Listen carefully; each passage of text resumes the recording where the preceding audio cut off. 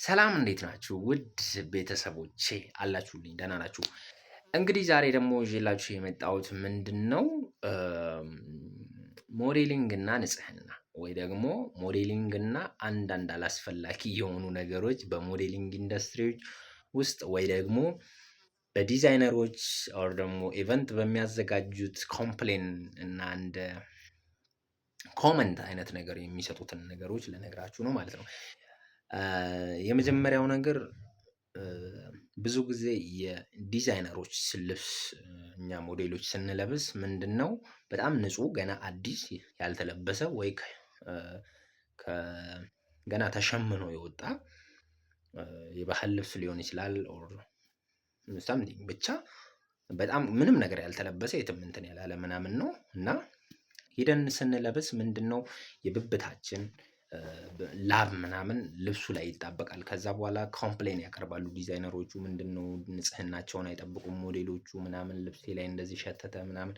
ምክንያቱም እነሱ ከዛ ከስቴጅ ከፋሽን ሾው በኋላ ልብሱን አንድ ላይ ከተውት ይዘው ስለሚሄዱ ይታመቃል። ከዛ በኋላ የእናንተ ላብ እዛ ላይ ካለበት እንትን ይላል ማለት ነው። ስለዚህ ብዙ ጊዜ ኢቨንት የሚያዘጋጁት ሰዎች ምንድነው የሚሉት እባካችሁ ንጽህናችሁን ጠብቁ ምናምን ታጠቡ፣ ዲዮድራንት ምናምን ብብታችሁን ቀቡ፣ ካልተገኘ ኢቭን ሎሚ ምናምን ሁላ ቀቡና ምናምን ኑ ነው የሚባለው እና የዚህን ያክል አንድ ሞዴል አንዳንድ ሞዴሎች እንግዲህ ሁሉም ባይሆኑም አንዳንድ ሞዴሎች እንደዚህ በሆነ ምክንያት እንትን የማይሉ አሉ እና ይሄ አንደኛው ቲፔ ነው ማለት ነው። ሁለተኛው ቲፔ ብዙ ጊዜ ምንድነው እኛ እናስተውለውም ገና ሞዴሊንግ ላይ ገና አዲስ ከሆንን ብዙም ያን ያክል አይዲያው ከሌለም ወይ ደግሞ በትምህርት ቤት ስንማር ካልተነገረን ካላወቅነው ወይ ደግሞ ረስተነውም ሊሆን ይችላል። ምንድነው ብብታችን ስር ኦር ደግሞ ደረታችን ላይ የወንዶች ደረትና ብብት ወይ ደግሞ እዚህ ሆድ አካባቢ ፀጉር ይኖራል። ፀጉር ሲኖር በጣም ደባሪ ነው፣ ደስ አይልም። ወንድ ልጅ ፓክ ምጥጥ ያለ ሊን የሆነ ወይ ደግሞ ማስል የሆነ ሰውነት ሲኖረው በጣም ተወዳጅ እና ተፈላጊ ነው የሚሆነው። ግን እንደው እንደ አጋጣሚ ሆኖ ፀጉር ምናምን ሲኖረው ደስ አይልም፣ አይወደድም። ሲቀጥል ላብ ካላባችሁ ብብታችሁ ላይ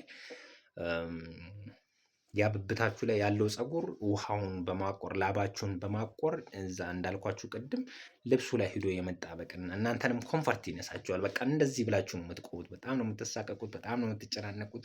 ስለዚህ ሁል ጊዜ ካስቲንግ ሲኖር ወይ ደግሞ ፊቲንግ ሲኖር የዛን ዲዛይነር ልብስ ሄዳችሁ ፊት ልታደርጉ ልብሱ ተለክቶ ለሰዎቹ ለማሳየት ስትሄዱ ምንድነው ማድረግ ያለባችሁ? ያንን ፀጉር ማንሳት አለባችሁ።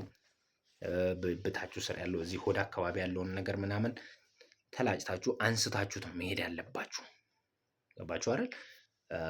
ስለዚህ ሁል ጊዜ ሞዴሎች ማድረግ ያለባችሁ ንጽህናችሁን መጠበቅ፣ አላስፈላጊ ፀጉሮችን ማንሳት ኢቨን ሴቶችንም ጭምር ይመለከታል። ይሄ አንዳንድ ቦታዎች ላይ ፀጉር ምናምን ማንሳት ግዴታ ነው፣ ግዴታ ነው። ሴቶች በጣም እንደውም ብዙ ጊዜ ሴቶች ላይ ኮምፕሌን ይቀርባል። ማለትም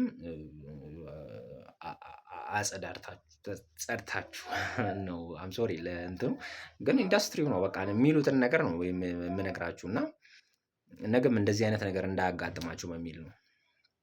ንጽህናችሁን ጠብቃችሁ ሄዳችሁ ራሳችሁ ምንም እንትን ሳትሉ ሳትሳቀቁ ሳትጨናነቁ ንጽህናም ለራስም ጭምር ስለሆነ ያንን ነገር እንትን ብላችሁ ትሄዳላችሁ።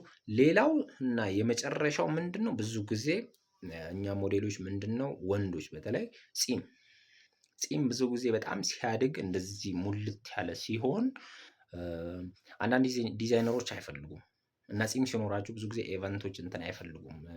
እንደዚህ ለካስቲንግ እንትን ትላላችሁ፣ ኢግኖር ትደረጋላችሁ።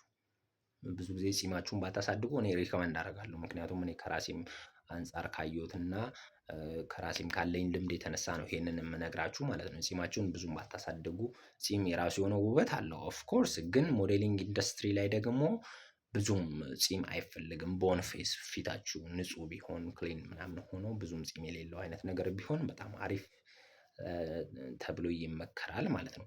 ስለዚህ ጺማችሁን ብዙም በማሳደግ እና ፊታችሁን በጺም ሰዎች ጋር ባታስለምዱ ጥሩ ይመስለኛል። እና ደግሞ ከሌላ ንጽህና ጋር አፋችሁ ምናምን በጣም ክሊን አድርጉት። ይሄንን ይመስላል እንግዲህ የዛሬው ቪዲዮ። ሌላ እንግዲህ ማስታውሰው ነገር ያለ አይመስለኝም። ካስታወስኩኝ ደግሞ በሌላ ቪዲዮ እሰራላችኋለሁ።